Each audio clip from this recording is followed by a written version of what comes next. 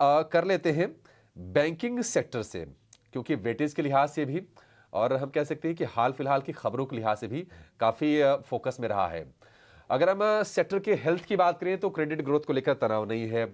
एक रिपोर्ट आई थी हाल फिलहाल की, जो एनपीएज हैं वो एक दशक के सबसे निचले स्तर पर चले गए हैं। तो हेल्थ को लेकर टेंशन नहीं है। और एक चीज और अब यहां से होने जा रही है कि उम्मीदें बढ़ रही है कि अब रेट कट भी आएंगे, तो कहीं ना कहीं क्रेडिट ग्रोथ सुधारने में उससे भी मदद मिलेगी। लेकिन ओवरऑल हम चूंकि इस सेक्टर को एनालाइज करेंगे तो अलग अलग बांट लेते हैं। एक पीएसयू बैंक को अलग कर लेते हैं, प्राइवेट बैंक को अलग कर लेते हैं और एनबीएफसी को भी अलग कर लेते हैं। आप बताइए आशीष जी कि किस तरह के नंबर्स की आप उम्मीद करके चल रहे हैं। और दूसरी चीज, अगर हम प्राइवेट खेमे की बात करें तो एचडीएफसी बैंक, आईसीआईसीआई बैंक कैसे लग रहे हैं आपको इस लेवल पर, और क्या सलाह देंगे अगर आपको कोई और शेयर पसंद आ रहा हो तो?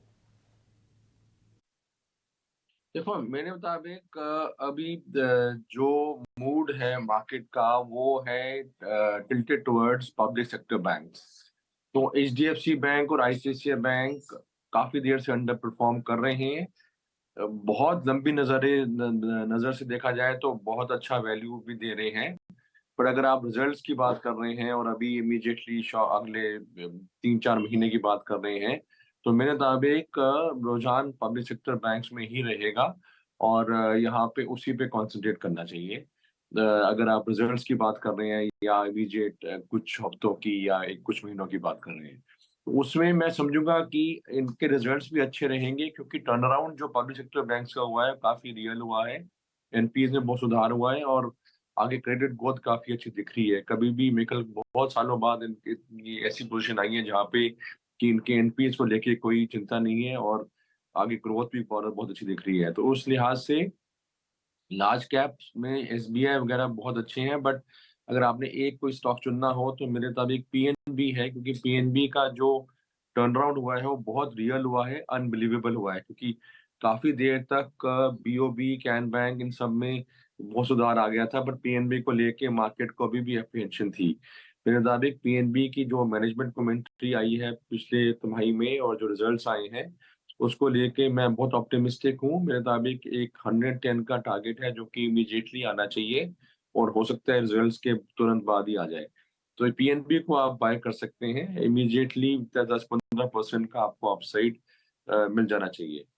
जहाँ तक एनबीएफसीज़ का सवाल है, एनबीएफसीज़ में थोड़ा दिक्कत ये आ रही है कि जो बहुत बड़ी वाली हैं चाहे बजाज फाइनेंस मेनली हो, उसको लेकर रेगुलेटर मेरे मुताबिक थोड़ा चिंता जता रहा है क्योंकि उनका साइज़ काफ़ी बड़ा हो गया है और बैंक्स को रेगुलेट करना आरबीआई के लिए बहुत आसान होता है। और जैसे ही साइज़ किसी एनबीएफसी का बहुत बड़ा हो जाता है, तो रेगुलेटर के पास एक चिंता का विषय हो जाता है। तो मेरे मुताबिक बजाज फाइनेंस ख़ास करके एक तरह से एक वॉल आगे आगे उसके आगे है क्योंकि अब यहाँ से किसी एक टाइम पे बजाज फाइनेंस को बैंक बनना पड़ेगा मेरे मुताबिक, क्योंकि तभी जाके रेगुलेटर उस पे नज़र जो लगाई हुई है वो छोड़ेगा। और जब तक रेगुलेटर की इतनी तेज़ नज़र है तो ग्रोथ थोड़ा मुश्किल है। तो Bajaj finance after many years continuous growth करने के बाद उसी स्टेट पे आ गया जहाँ एचडीएफसी बैंक आया था 2-3 साल पहले।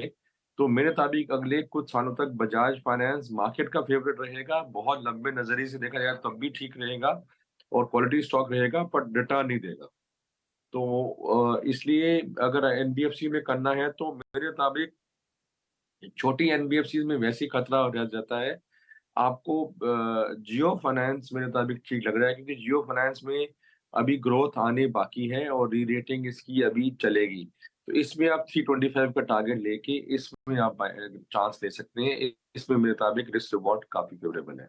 ठीक है, तो दो शेयर आशीष जी के रडार पर। पीएनबी पीएनबी में हम देख रहे हैं कि 70 रुपए के लेवल से लगातार मूव है और ये आगे कंटिन्यू होगा, भरोसा कायम है इस पर 110 के लक्ष्य के लिए।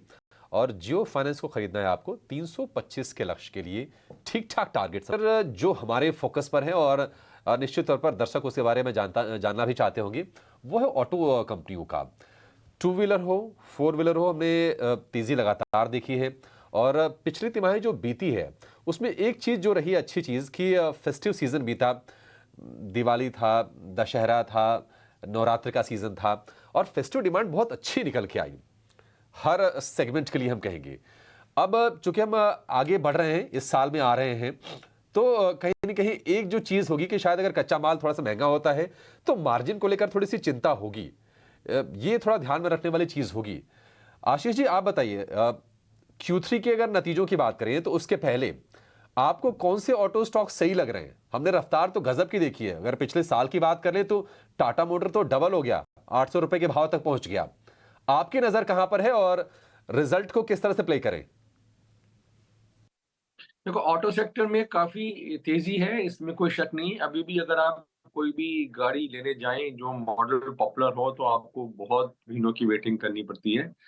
तो इनकी डिमांड तो बहुत तेज़ है और बहुत जल्दी ऑफटेक हो रहा है और तकरीबन सभी कंपनीज़ का अच्छा नतीजे आने चाहिए। बट मेरे मुताबिक टाटा मोटर्स जो री-रेट हो रहा है, वो अभी भी इसमें डिस्पाइट द रन अप मैं कहूँगा कि अभी भी टाटा मोटर्स के साथ जाना चाहिए और इसमें 950 का टारगेट है, जो कि एक बहुत शॉर्ट टर्म नज़रिए से मैं कह रहा हूँ कि जो होपफुली रिजल्ट आने के तुरंत बाद ही हो सकता है अचीव हो जाए। तो टाटा मोटर्स पे मेरी नज़र रहेगी और मैं समझूँगा सबसे बेस्ट पिक इसमें टाटा मोटर्स ही है अभी भी।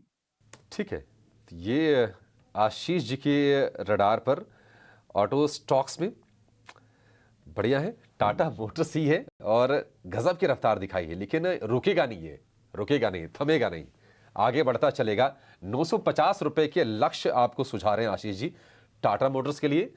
इसने चौंकाया है, निफ्टी का इकलौता शेयर था जो कि 2023 में डबल हुआ है और आप जर्नी देखेंगे ना, तो कमाल की रही है। मतलब अपने आप को किस तरह से प्लेस किया है, ईवी में लीडरशिप ले ली है कंपनी ने। अगर हम passenger vehicle as a whole बात करें, तो वहाँ पर लगातार बढ़िया लॉन्चेस किए हैं और उनको काफ़ी अच्छी सक्सेस भी मिली है। तो एक री रेटिंग टर्न अराउंड हमने टाटा मोटर्स में होते हुए देखी है।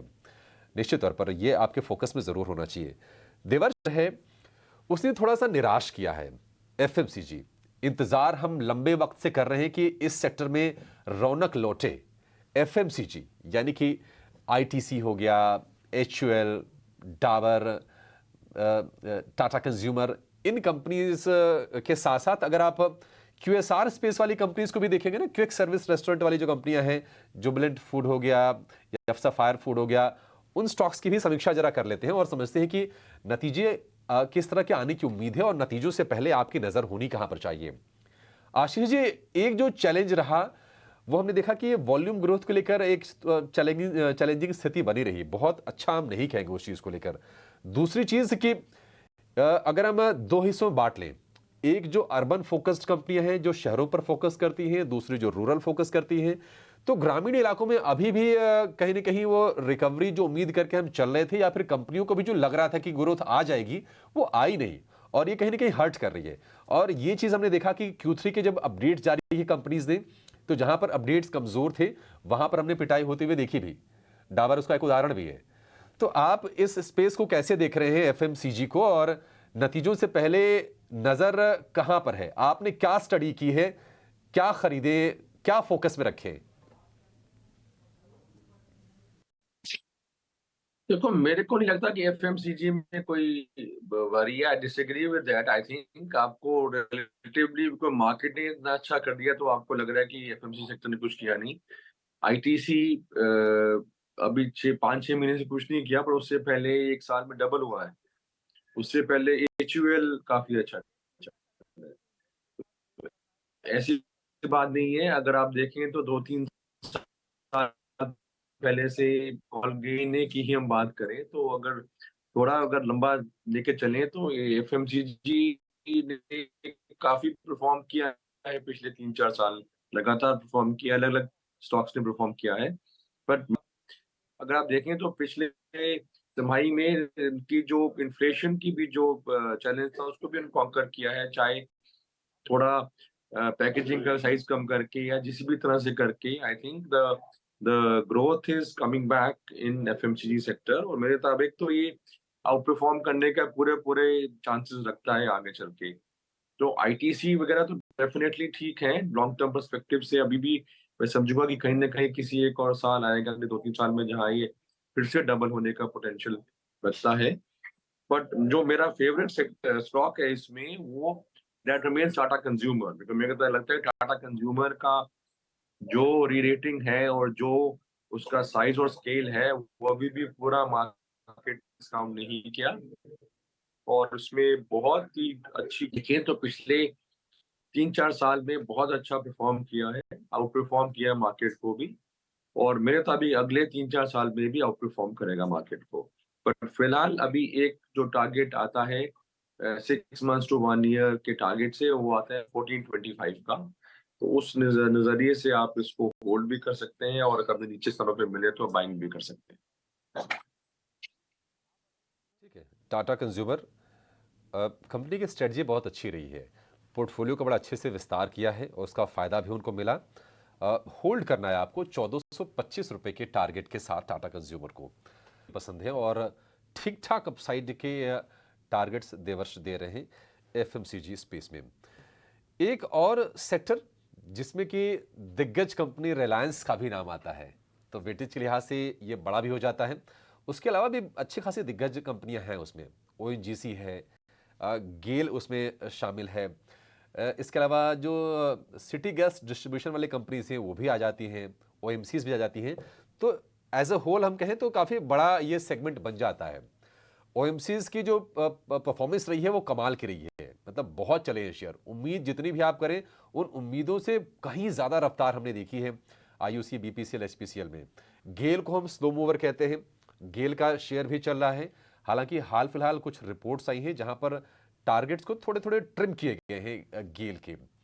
लेकिन इस सेगमेंट की अगर बात करें तो रिफाइनिंग ग्रोथ थोड़ी सी कमज़ोर रहने की आशंका है, बड़े इन्वेंट्री नुकसान की भी आशंका जताई जा रही है। रियलाइजेशन की बात करें तो सपाट रहने की उम्मीद है, और रिलायंस में अगर ऑयल टू केमिकल कारोबार की बात करें तो वहां से बहुत कुछ अच्छी खबरें आने के आसार नहीं है, वो कमज़ोर रहने की ही आशंका है। गेल, जीएसपीएल, इनकी अगर हम बात करें तो इनका जो परफॉर्मेंस है वो एक रेंज में ही रहेगा। तो इस ऐसे में थोड़ा सा ना मुश्किल हो जाता है चूज करना और दर्शकों के लिए रणनीति बनाना। आशीष जी, आप मदद कीजिए, आपको ये सेक्टर किस तरह का दिख रहा है, मौके कहां पर हैं, और Q3 के नतीजों से पहले अगर इसमें से 2-3 स्टॉक्स अगर चुन लेने हैं अगर नतीजों का फायदा उठाने के लिए, तो आपके हिसाब से वो कौन से होंगे?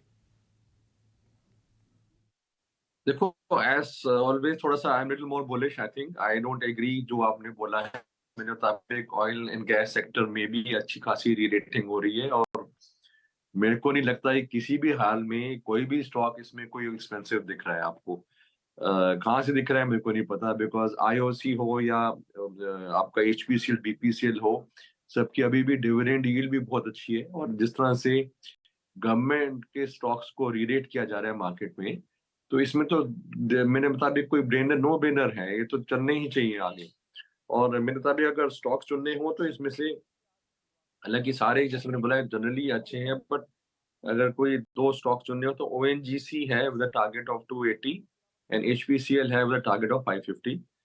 और इसके अलावा जो इसका दिग्गज स्टॉक है रिलायंस, वो इटसेल्फ हम बाय की सलाह दे रहे हैं, क्योंकि स्टॉक में दोबारा से मोमेंटम आ रहा है, और स्टॉक में बहुत पोटेंशियल है वैल्यू अनलॉकिंग का। तो इसमें 2900 का टारगेट है, तो आप अभी करंट रेट में बाय भी कर सकते हैं। मेरे मुताबिक तीनों में आप अच्छे रुझान लेना चाहिए, रिजल्ट्स के बाद ही आपको शायद अच्छे रिटर्न्स इन तीनों में मिल जाए।